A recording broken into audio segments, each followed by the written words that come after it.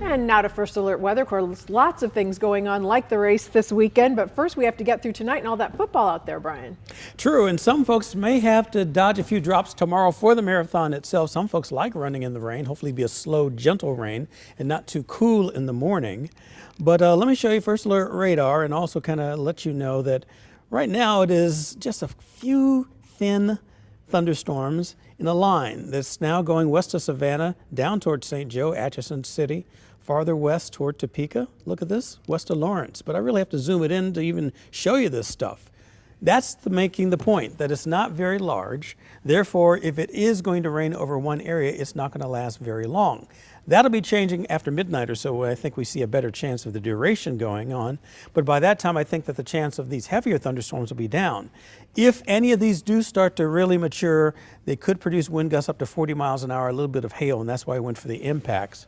This is where the Storm Prediction Center thinks the possibility is, and this is what Nick outlined earlier today. Right along I-35 from the Missouri side, Trenton, Cameron, down toward Liberty, and then farther southwest toward Ottawa and other points to the south and west of that. The potential lightning, I showed you that as well, just showing you that if we do see any thunderstorms, they will not last long and they're not really going to camp out, but they'll continue to move in from the southwest to the northeast, giving us the chances for rain and a couple of thunderstorms, heavier downpours. That'll be during the pre-dawn hours on Saturday. It appears, though, that as we head into the mid-morning hours on Saturday, the better chances will move closer to Columbia, Jefferson City, and St. Louis, more so than in and around Kansas City. So that is also an improvement as far as the day is concerned, and the front will also move in, believe it or not, some cooler air. Here's a look at the exclusive First Alert 9-day forecast. Let's review tomorrow. 62 in the morning, afternoon high of 78 degrees. Still a chance of some spotty showers, mainly in the morning. Sporting is also doing battle this weekend, and I think that most of the rain will be gone by then. Here's a look at that hour-by-hour breakdown. 64 in the morning with that chance of leftovers. Sun should break out, definitely making it by the mid-morning or early afternoon hours.